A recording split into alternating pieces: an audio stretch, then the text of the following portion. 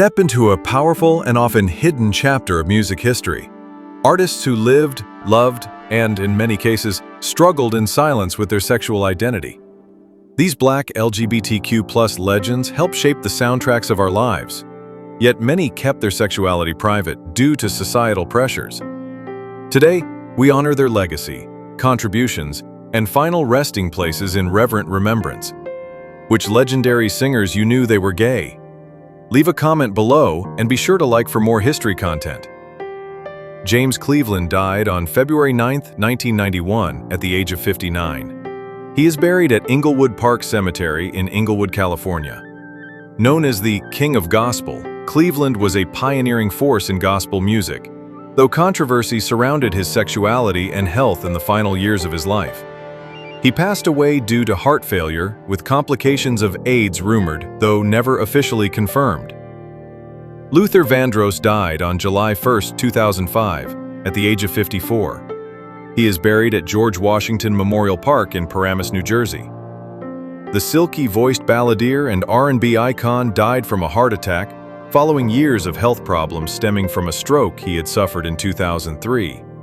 Though he never publicly came out, many close to him confirmed he lived a private life as a gay man. Little Richard died on May 9, 2020, at the age of 87.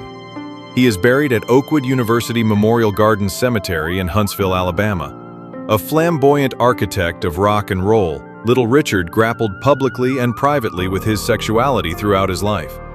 He died of bone cancer, having left an indelible legacy on music and gender expression. Sister Rosetta Tharpe died on October 9, 1973, at the age of 58. She is buried at Northwood Cemetery in Philadelphia, Pennsylvania.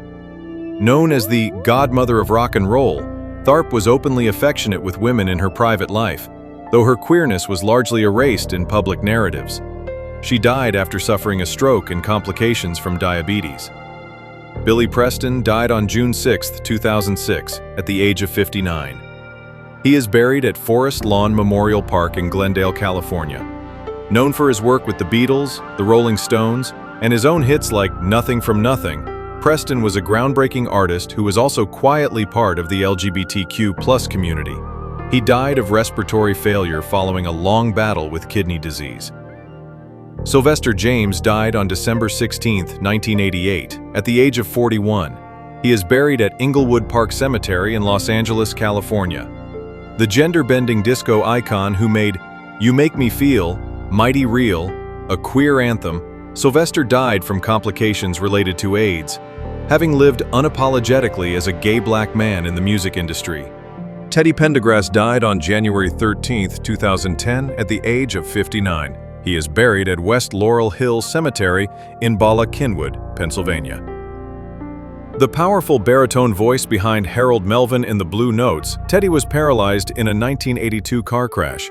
Though he publicly dated women, rumors of his relationships with trans women followed him throughout his life. He died of respiratory failure after colon cancer surgery. Whitney Houston died on February 11, 2012, at the age of 48. She is buried at Fairview Cemetery in Westfield, New Jersey. Houston drowned in a bathtub with heart disease and cocaine use listed as contributing factors. Though she never confirmed her bisexuality, close friends and family acknowledged her deep romantic relationship with longtime companion Robin Crawford. Frankie Knuckles died on March 31, 2014, at the age of 59. He is buried at Oakwood Cemetery in Chicago, Illinois. Widely hailed as the godfather of house music, Knuckles was a proud gay man and created safe musical spaces for the queer community.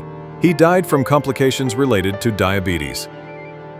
Billie Holiday died on July 17, 1959, at the age of 44. She is buried at St. Raymond's Cemetery in the Bronx, New York. The jazz legend struggled with heroin addiction and legal troubles. Although her bisexuality was never widely acknowledged during her lifetime, it has since been confirmed by biographers. She died of cirrhosis of the liver. Bessie Smith died on September 26, 1937, at the age of 43. She is buried at Mount Lawn Cemetery in Sharon Hill, Pennsylvania. Known as the Empress of the Blues, Smith's bisexuality was well documented in private circles. She died from injuries sustained in a car accident. Billy Wright died on October 28, 1991, at the age of 59. He is buried in Atlanta, Georgia. Known as the Prince of the Blues, Wright's flamboyant style influenced a young Little Richard. He died from cancer, having never reached the mainstream success of those he inspired. Alvin Ailey died on December 1, 1989 at the age of 58. He is buried Rose Hills Memorial Park, Whittier in Los Angeles County, California. Though more known as a choreographer than a singer, Ailey's influence on Black performance art was profound. He died from AIDS-related complications, having asked that his official cause of death be listed as a terminal blood disease to protect his privacy. Mae Rainey died on December 22, 1939, at the age of 53. She is buried at Porterdale Cemetery in Columbus, Georgia. A pioneering blues singer, Rainey was one of the first artists to openly sing about same-sex desire in her music. She died of a heart attack, leaving behind a daring legacy in both music and identity. Billy Strahorn died on May 31, 1967, at the age of 51. He is cremated and ashes scattered at the 79th Street Boat Basin near the foot of New York City's Riverside Park. The celebrated jazz composer and Duke Ellington collaborator was openly gay within his musical. Wilmer Broadax died on June 1, 1992, at the age of 57. He is buried in an unmarked grave in Houston, Texas. Known for his high-pitched tenor voice in gospel quartets, Broadax was a trans man, his identity only publicly revealed upon his death. He was killed in a domestic altercation, his story largely unknown until after his passing. These remarkable individuals weren't just singers and musicians. They were groundbreakers who lived layered lives full of complexity, bravery, and brilliance. Their voices helped shape entire genres, and for some, their silence about their personal identities was a necessary survival strategy in less accepting times. Yet in remembering them today, we give voice to the truths they often had to hide. Their graves are more than memorials. They are historical landmarks in the long journey toward visibility, respect, and love. Which of these legend stories surprised or moved you the most?